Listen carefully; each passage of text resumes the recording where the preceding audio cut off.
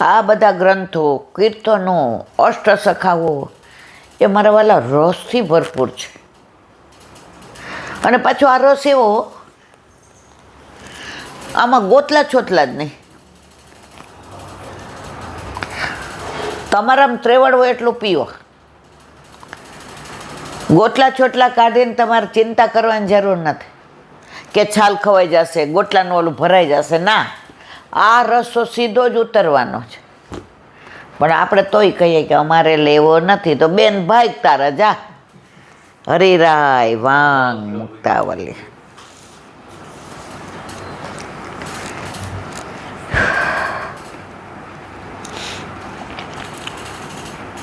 એવં જન્માવધિ નૃણામ ભાવના તો ભવિષ્યતિ સર્વત્ર બ્રહ્મ સંબંધો ગંગપતોન્ય જલેશિવ. ગુજરાતી. જન્મ પર્યંત એવી ભાવના થવાથી મનુષ્યને સર્વ સ્થળે બ્રહ્મ સંબંધ થશે. જેમ ગંગાજીથી બીજા જન્મના દોષો દૂર થાય, અર્થાત એ જલ ગંગારૂપ થાય, તેમ ઉપર કહ્યા પ્રમાણેની ભાવના કર્યાથી મનુષ્યોને સર્વે સ્થળે બ્રહ્મનો સંબંધ થશે. એટલે નિર્દોષપણું પ્રાપ્ત થશે. સર્વ રીતે એ દોષ રહિત. આ બધાનું એક જ. તમે બ્રહ્મ સંબંધ લીધો, તમારા ઘરે ઠાકોરજી પધાર્યા, પછી તમને દરેકમાં દર્શન ભગવાનના થશે કે આના જે મારામાં આત્માથી આનામાં છે, એ પરમાત્માથી છૂટો પડ્યો છે, હું છૂટો પડ્યો છું, તો એનામાં મારામાં ભેદ નથી. તો હું એના દોષ જોઉં છું, તો હું મારા દોષ જોઉં છું, હું પરમાત્માના દોષ જોઉં છું. જેવી રીતે દાખલો આપ્યો છે વલ્લભ, દાખલા બહુ સરસ. આવા ગંગાજી સરસ, સુંદર, પવિત્ર જળ, મીઠું જળ, કોમળ જળ, સ્વચ્છ જળ. હવે એમાં ગટરનું પાણી જાય તો ગંગાજી ગટર બને કે ગટર ગંગાજી બને? તો આપણે બધા ગમે એવા હશો, દોષ હશે, ભૂતકાળમાં લસણ ડુંગળી ખાધા હશે, અન્યાશ્રય કર્યો હશે, પણ એકવાર આપણો સદોષનો હાથ વલ્લભે નિર્દોષ ગોવર્ધનનાથજીના હાથમાં સોંપી દીધો, પછી આપણે ગંગાજીમાં ભળી ગયા. હવે આપણે ગટર નો રહ્યા મારા વાલા. ગટર હતા હો, બ્રહ્મ સંબંધ લીધું ને નહોતું ત્યારે ગટર હતા. કોઈ ઊંઘતું નહોતું, એમાં પગ પડી જાય તો પગ ધોવા જતા હતા બધાય. વાસ આવતી તો નાકે બધા રૂમાલ રાખતા હતા. અને જેવા ગંગાજીમાં ભળ્યા તો બધા સ્નાન કરે, પાન કરે, અનુષ્ઠાન કરે, સંધ્યા કરે, આરતી કરે ને ગંગાજળ ઘરે લઈ આવે. અને અંત સમય આવે ત્યારે મોઢામાં દે. ભાઈ, હવે આપણી વેલ્યુ વધી ગઈ. પણ તોય અમારે ઠાકોરજી પધરાવા નથી. ભાઈ તારા જા. બોલો હરિરાય મહાપ્રભુજી કી જય.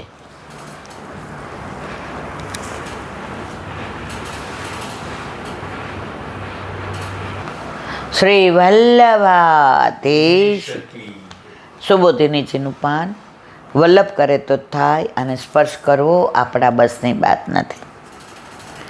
મતમ પ્રમત મુન્મતમ સુપ્તમ બાલમ જડમ સ્ત્રીયમ પ્રપન્નમ વીરથમ ભિત્તમ નરીપુમ હંતિ ધર્મવિત. અર્થ, માદક પદાર્થોના સેવન. આ તો આપણે કાલે વાંચી લીધું. કેમ?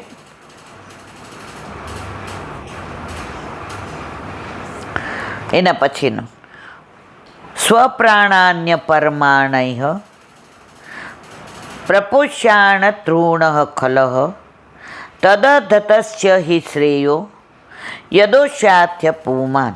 અર્થ, ભગવાન કહે છે ખલ માણસ પોતાના પ્રાણનું પોષણ કરવા માટે બીજાના પ્રાણ લે છે. ખલ એટલે લફંગો, લુચ્ચો. પોતાના પ્રાણ બચાવવા નિર્દોષને મારતા એનો વિચાર થતો નથી. તેને મારવાથી તેનું કલ્યાણ થાય છે. કારણ કે તે જેટલો વધારે જીવે એટલું વધારે પાપ કરે છે.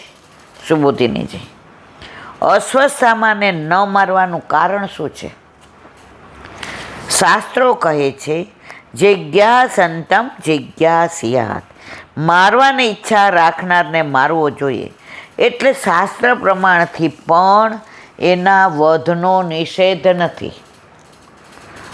જો તું એમ કહે કે એનામાં બ્રાહ્મણ ધર્મ પ્રતિષ્ઠિત છે માટે એને મારવો ન જોઈએ, તો એનામાં બ્રાહ્મણ ધર્મ નથી એ બતાવવા એને માટે આગળ 16મા શ્લોકમાં બ્રહ્મબંધ પદું વાપર. બ્રાહ્મણત્વ આવે છે ને જાય છે. બ્રાહ્મણનો દીકરો કોઈ દી નિર્દોષ 5 બાળકોને મારે તો ત્યારે એનું બ્રાહ્મણત્વ જતું રહ્યું હતું. હવે એને બાંધીને લઈ આવ્યા તો પાછું બ્રાહ્મણત્વ આવી ગયું. એટલે એનામાં બ્રાહ્મણત્વ સ્થિર નથી. હવે કે છે એ દયાને યોગ્ય પણ નથી. ઠાકોરજી કહે છે કારણ કે એને મારવાથી અન્ય ઘણા પ્રાણીઓનો જીવન બચી જશે. આજે આ 5 બાળકોને માર્યા, કાલે એ બીજાને મારશે. તો આના ઉપર વિશ્વાસ કરાય નહીં, આને છોડાય નહીં, આનો વધ કરવો જ જોઈએ. એટલે દયા કરી એને વધ નહીં કરે અને એના પ્રાણ બચશે તો ઘણા પ્રાણીઓને પણ એ મારી નાખશે. એનો દેહાદી રહેવાથી એના પર ઉપકાર થશે એવું પણ નથી. તો તંગતસ્ય હિ શ્રેય, એનો વધ એના જ શ્રેય માટે. એવું કેવી રીતે? હવે એ બ્રાહ્મણ છે, ગુરુપુત્ર છે. હવે જો એનો વધ ન કરીએ અને પાપ વધે તો એના હિતમાં નથી. આજે કોઈ દુષ્ટ હોય એ પાપ કરતો હોય, વધુ જીવે તો વધુ કરે, પણ એ મરી જાય તો શું કે છૂટી ગયો અને બીજાય છૂટી ગયા. તો અહીંયા ઠાકોરજી કહે છે આને મારવો યોગ્ય છે, આપણા હિતમાં છે, એના કરતી વધુ એના હિતમાં છે. એ પાપ નહીં કરે તો ત્યાં એના પછી બધું લખાશે નહીં. હવે આગળ કહે છે પદથી કહે છે કારણ કે દેહ હશે ત્યાં સુધી એ વધુ પાપ કરતો રહેશે. મનુષ્યનું જીવન પ્રાણવાયુ અને અપાન વાયુથી છે, માટે બીજાના પ્રાણથી પોતાના પ્રાણને બચાવવા યોગ્ય નથી. અર્જુન કદાચ શંકા કરે કે કર્મ માર્ગમાં યજ્ઞાદિ કરવામાં આવે છે, ત્યાં કર્મ કરનાર, કાર્ય કરનાર પોતાના સુખ માટે પશુઓને બલિ ચડાવે છે. હવે તો આ બધું નીકળી ગયું. જેમ જેમ આપણે શિષ્ટ થતા ગયા, આપણે સંસ્કારી થતા ગયા, જંગલમાંથી આવીને જંગલની જેમ રહેવાના બદલે આપણે પહેલાં તો એવું હતું હવન કરે એટલે પશુ નાખે. કયા રાજા, હું નામ ભૂલી ગઈ, એને બતાવ્યું ગુરુએ કે જો આ બધાય તારી રાહ જોવે છે, ઉપર જાય ને જેટલાને તે હવનમાં નાખ્યા છે ને પુણ્ય માટે એ બધાય જોવે છે કે આવે એટલે પાડી દઈએ. એટલે હવે તો કોઈ એવું પશુનું કાંઈ કરતું નથી. અર્જુન કદાચ શંકા કરે કે કર્મ માર્ગમાં યજ્ઞાદિ કરવામાં આવે છે, ત્યાં કાર્ય કરનાર પોતાના સુખ માટે પશુઓનો બલિ ચડાવે, તો અહીં બીજાના પ્રાણ લેવા અયોગ્ય કેમ ગણાય? ત્યાં કહે છે યજ્ઞાદિ કર્મમાં બલિ ચડાવવો ધર્મનો અંગ છે. તૈત્તરીય ઉપનિષદમાં કહ્યું છે સગૃહ સપશુ સુવર્ગ લોકમ, યજ્ઞમાં થતી હિંસા બંનેને તારનારી છે.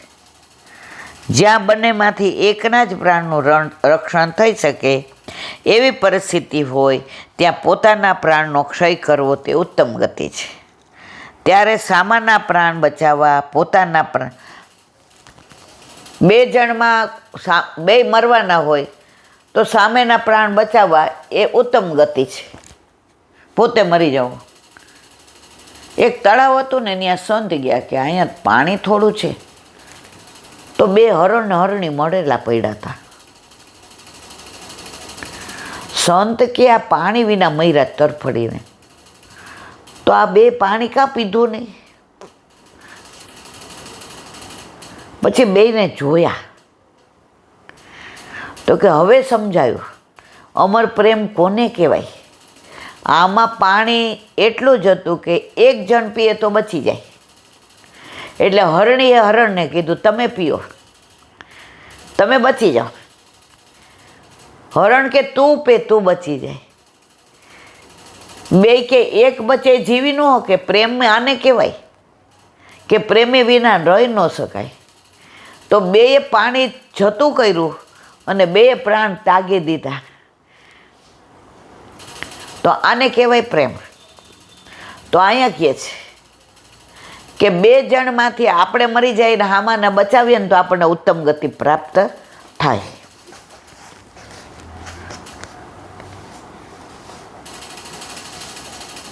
ત્યારે સામાના પ્રાણ બચાવવા પોતાના પ્રાણ આપવા બરાબર છે. સામાના પ્રાણના ભોગે પોતાના પ્રાણનું રક્ષણ કરવું અયોગ્ય છે. કોકને મારીને આપણે ન જીવાય, કોઈનો વધ કરીને આપણે ન જીવાય. માટે જે નિર્દોષ બાળકોનો વધ કરે છે તે અધૃણ છે. ધૃણ એટલે કૃપા, અધૃણ એટલે કૃપા રહિત, નિર્દય. આ પદથી ખલ સૂચન કર્યું છે, એટલે કે તે પશુ જેવો છે. ખલ એટલે પશુ. આમ તો ઘણીવાર ગધેડોય કહેવામાં આવે. માટે એવા દુષ્ટને મારવો પોતાનો ધર્મ. વળી એને મારવાથી એના ઉપર ઉપકાર થશે, કારણ કે આ દુષ્ટ શરીરનો નાશ થવાથી જીવ નવો દેહ પ્રાપ્ત કરે છે, જેનાથી એ પાપ નહીં કરે, ધર્મ કરશે. એટલે એનું આપણે સારું જ કર્યું. તું તાર માર નાખે નહીં. આ વર્તમાન દેહ તો અધર્મનું જ સાધન છે. વળી મોટા માણસોએ પોતાની પ્રતિજ્ઞાનું પાલન કરવું મોટો ધર્મ. તું પ્રતિજ્ઞા કરીને ગયો તો દ્રૌપદી પાસે કે તું એના ઉપર બેસીને સ્નાન કરજે, તો હવે તારો ધર્મ જ. આ બધું મારી નાખવા માટેનો ધર્મ વધ કર અને પછી ફરશે. આ બતાવે છે કે તે આ નિયમ, તે પ્રતિજ્ઞા લીધી એનું સમજાવે. હવે કે ધર્મ શું કહે કે બ્રાહ્મણને ન મરાય, પુત્ર ન.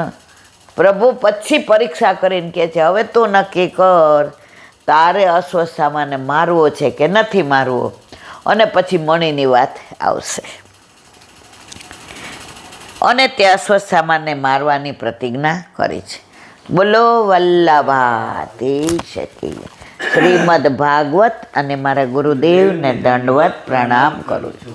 चंद्र सरोवर पे सूरदास जी के द्वार पे मेरा दंडवत प्रणाम। सूरभि कुंड पे परमानंदास जी के द्वार पे मेरा दंडवत प्रणाम। जमुनावता पे संकर्षण कुंड पे कुंभन दास जी के द्वार पे मेरा दंडवत प्रणाम। बिच्छू कुंड पे कृष्णदास जी के द्वार पे मेरा दंडवत प्रणाम। कदम खंडी पे गोविंद स्वामी के द्वार पे मेरा दंडवत प्रणाम। अप्सरा कुंड पे चित्त स्वामी के द्वार पे मेरा दंडवत प्रणाम। मानसी गंगा पे नंददास जी के द्वार पे मेरा दंडवत प्रणाम। रुद्र कुंड पे छत्रपुरदास जी के द्वार पे मेरा दंडवत प्रणाम। व्रज विलास व्रजनी गोपिकाओं ने मारा दंडवत प्रणाम। हे वल्लभ સવારથી અત્યાર સુધી સેવા સ્મરણ સત્સંગ જે પણ તે કરાવ્યું તે તારા ચરણારવિંદમાં સમર્પણ કરું છું. ભૂલ અપરાધ થઈ હોય તો ક્ષમા કરજો.